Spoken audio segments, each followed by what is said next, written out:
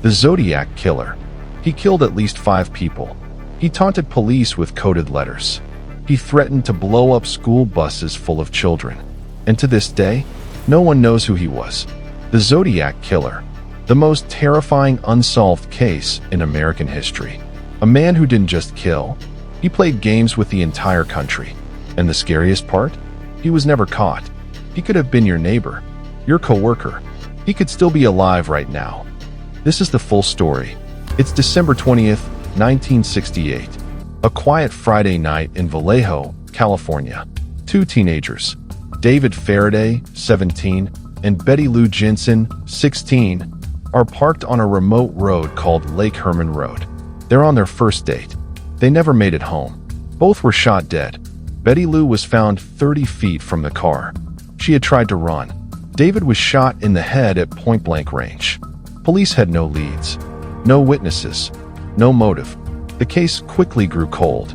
But exactly 6 months later, on July 4th, 1969, the killer struck again.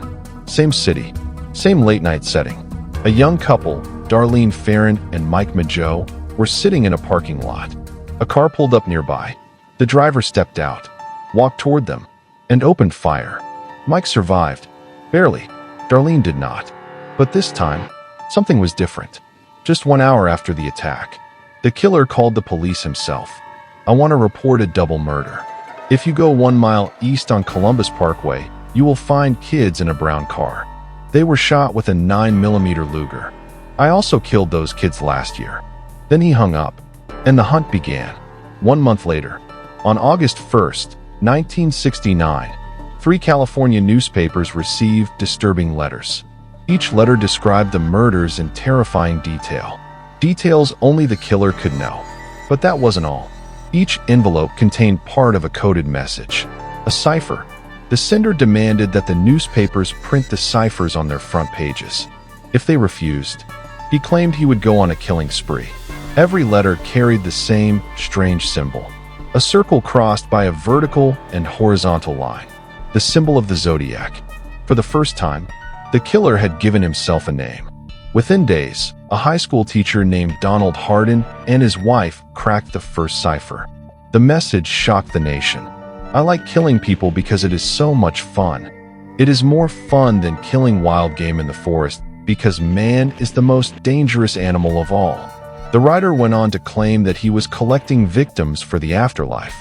He believed they would become his slaves. The message was bizarre, disturbing, and unforgettable. Over the next several years, the Zodiac continued sending letters. He mocked investigators. He taunted reporters. He demanded attention. Sometimes he included details that only the killer could know. Sometimes he included physical evidence, pieces of clothing taken from victims, proof that he was exactly who he claimed to be. In one letter, he even threatened to attack a school bus full of children. The entire state of California was living in fear. Nobody knew where he would strike next, or who he would target. On September 27th, 1969, the Zodiac attacked again, this time at Lake Berryessa in Napa County. 2 college students, Brian Hartnell and Cecilia Shepard, were enjoying a peaceful afternoon near the water. Then a strange man approached. He wore a black executioner's hood. On the chest was the Zodiac symbol. He claimed he was an escaped convict. He ordered the couple to lie down. Then he tied them up. What happened next was horrifying. The Zodiac repeatedly stabbed both victims, again and again. Then he calmly walked back to their car. Using a marker, he wrote a message on the door, a list of his previous attacks, and the words, "By knife." It was as if he was keeping score. Brian Hartnell survived. Cecilia Shepard did not. Less than 2 weeks later, the Zodiac struck again, this time in San Francisco. Cab driver Paul Stein picked up a passenger late at night. The passenger sat quietly in the back seat. When they reached their destination, the Zodiac pulled out a gun and shot Paul Stein in the head. 3 teenagers witnessed part of the crime from a nearby window. They immediately called the police. But a communication error led officers to search for the wrong suspect. Incredibly, police may have driven directly past the Zodiac without realizing it. Days later, a new letter arrived. Inside was a piece of Paul Stein's bloody shirt. The Zodiac wanted everyone to know one thing. He had escaped once again. By the end of 1969, 5 victims were confirmed dead. 2 had survived, and the Zodiac killer remained free. The investigation quickly became one of the largest in California history. Hundreds of suspects were examined. Thousands of leads were followed, yet none produced a definitive answer. One suspect stood above all the others: Arthur Lee Allen, a convicted sex offender from Vallejo. Many investigators believed he could be the Zodiac. He matched parts of the physical description. He reportedly owned similar weapons. He wore a Zodiac brand watch displaying a symbol that looked remarkably familiar. Former friends claimed he had spoken about hunting people. Some even claimed he had mentioned using the name Zodiac. Police searched his home more than once.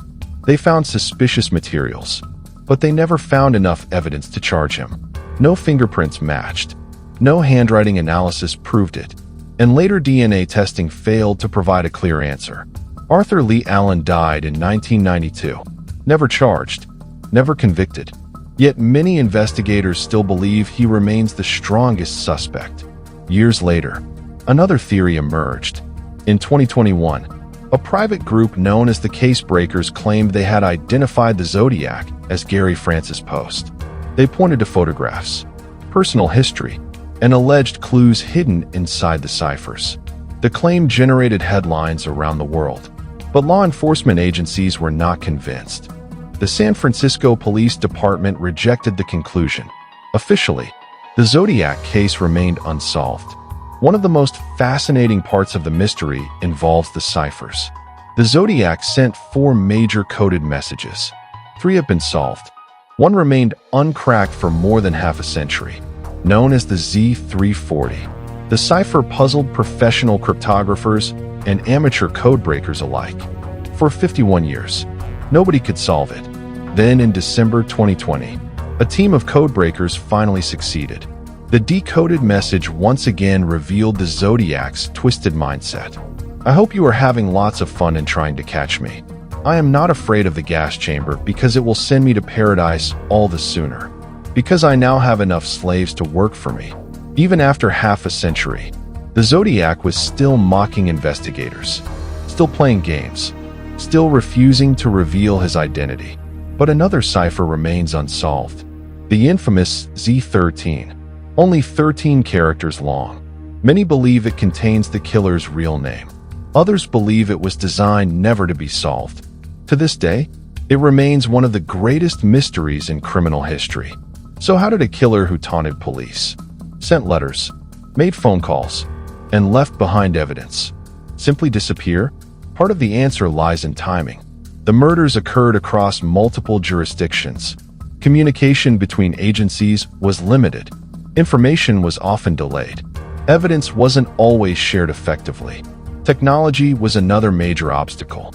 Modern DNA analysis did not exist. Digital databases did not exist. Many forensic techniques investigators rely on today were decades away. The Zodiac operated in a world that made anonymity easier. And then, he stopped. The confirmed murders ended. The letters gradually became less frequent. By 1974, the Zodiac fell silent, completely silent. Whether he died, moved away, was imprisoned for another crime, or simply chose to stop, nobody knows. Some investigators believe his true victim count may be far higher than the official number. The Zodiac himself claimed responsibility for 37 murders. Whether that claim was true remains unknown. 37 victims, 0 convictions, 0 answers. The Zodiac killer was never identified, never arrested, never brought to justice.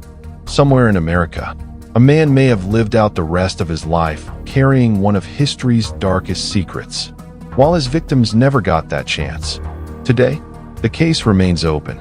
Investigators continue to review evidence. Researchers continue to study the ciphers, and families continue searching for answers. More than half a century later, the Zodiac killer remains a ghost, a shadow hiding somewhere in American history, waiting to be understood, waiting to be identified, and perhaps waiting to finally be caught. subscribe, because we're just getting started.